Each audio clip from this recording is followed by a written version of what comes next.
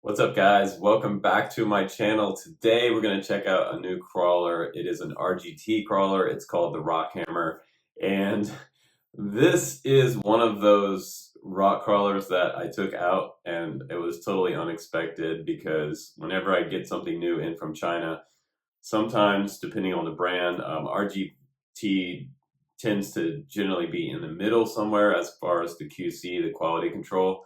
But this one does have some metal gears inside the drivetrain, and all the gears in the wheels and the axles and everything held up quite nice. And I was expecting that on some of the high rocks of Oregon that we do our crawling in, that I might have a gear failure somewhere, or a servo failure, or something was going to fail, because I also drove it in high speed, low speed, and some pretty good rock crawling. I also took it in the water to test out the waterproof servo for you guys. So we're going to do some river crawling, we're going to do some high rock crawling, and some general just bashing around with some fun, and some 360 video for you guys as well. So let's go ahead and get started with the really quick overview, just a little quick sexy montage, and then we'll jump right into some of the testing for all different types of terrain with the Rockhammer. So hopefully this review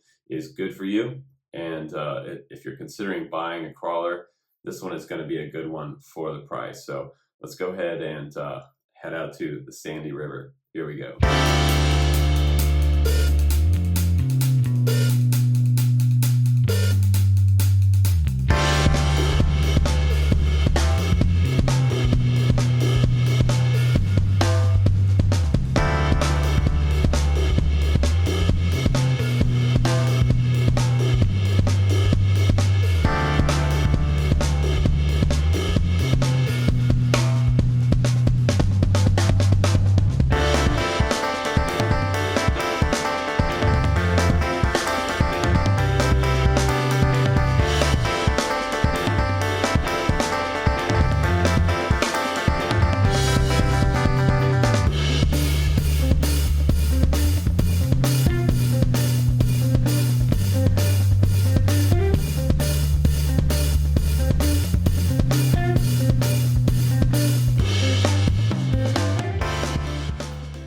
Alright guys, now that you've seen what's under the hood, let's go ahead and get this crawler out in the water. We'll do a little bit of water testing with it, we'll do some high rock, and we'll do some general bashing around with it and see if these gears and the drivetrain and everything hold up out here.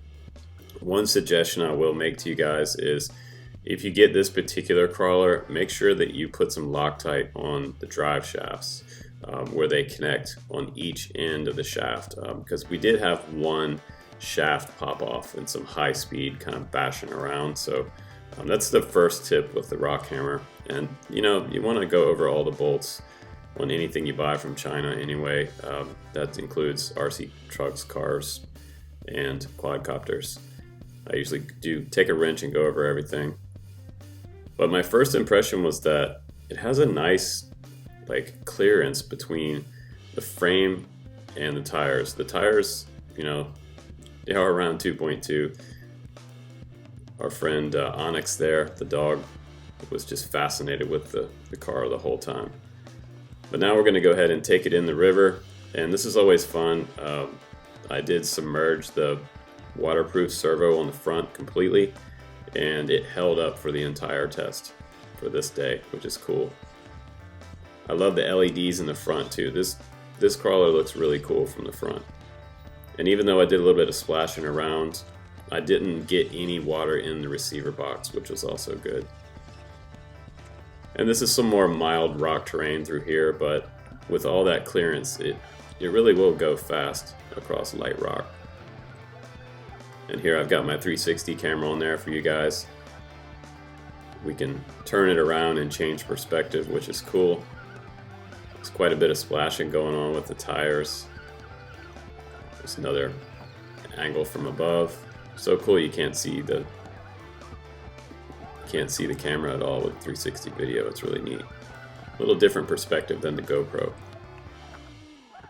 But this is like the perfect little stream to bring your crawler out into, but it is really deep in certain sections. So I generally tend not to put my crawlers over top of about halfway up my frame, and I try not to cover the receiver box if I know I don't have it sealed up. But for the more extreme type of crawling, these are fairly smooth flat rock, so wet tires obviously are going to be a little bit of a handicap here, but once they're dried off, they're actually pretty grippy tires. So I feel like the stock tires are actually good to start out with. You don't need to go run out and buy some Pro Line tires right away with this particular crawler.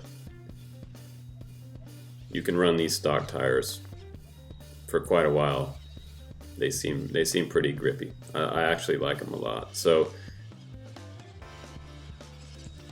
about halfway through the day, I ran around 3 batteries on this. I also tested it on 3S for you guys. There is a switch on the ESC. You can switch it over to LiPo. It does come with that 2S NiCad that's a 2000 milliamp, and it'll get you, it should get you 35 to 40 minutes drive time. I mean, this is a long drive time on a crawler, mainly because you're not punching the throttle all the time if you're rock crawling, so you can get a really long drive time. It's good information for new guys that are getting into rock crawling, so that you know it's a little bit different than bashers, because you're just full throttle on the basher half the time. And we're barely even using more than quarter throttle here with most of my rock crawling. But also various different terrain. This crawler would go anywhere, which was really fun. Just has, I love the clearance, and it's like in a way it's kind of like the sort of the poor man's choice for some type of competition style crawler. It doesn't have any weights on it yet, and it's completely stock, but it has that sort of competition crawler look / hybrid basher frame. So I think the rock hammer has a little bit of everything, honestly. And it definitely is a hybrid, but it just looks so cool. And sometimes you can goose it with this car and just make it over just about anything, which is also nice. So overall, this is definitely one of my favorite crawlers that I've had in recently, and it held up to all my testing all weekend long out in the mountains with this crawler, and it's a really nice setup for the money. For around $200, you can't beat this. This is really a good deal.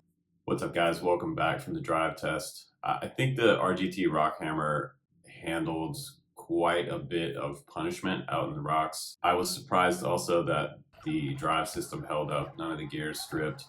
The front servo didn't give up. And so far with that particular servo, it's a 17 kg servo. I've had great luck with that one.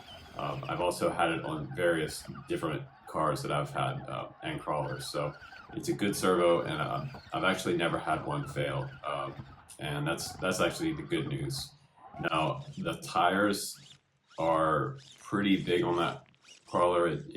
It can handle some pretty high terrain, and the nice thing is that there is no kind of wheel bite on the body and the frame of that crawler. So when you're taking some pretty high extreme angles, it can handle it very similar to something like the Axial Capra. So the 1.9 tires are quite a bit smaller. These appear to be 2.2, so it gives you a pretty good amount of clearance. Also, I felt like the high-speed mode was fun for guys who want to kind of use this as a high-speed like basher. You can kick up a pretty good rooster tail in the sand with it, and that's a lot of fun. So it has a nice high end. You can also throttle back on the controller, and you can actually do some pretty detailed rock crawling by slowing the throttle way down. So you can get those kind of minimal movements that you want to make it through some pretty extreme rock terrain. So that was cool too. Also, it survived the water test. So that's also good news for you guys. You want to make sure that you somehow water seal up your receiver box, because that receiver box on there is not going to be waterproof. It will leak some water in there, and I'm 100% sure that that receiver is not a waterproof receiver. But you can get waterproof receivers, so I leave that up to you guys.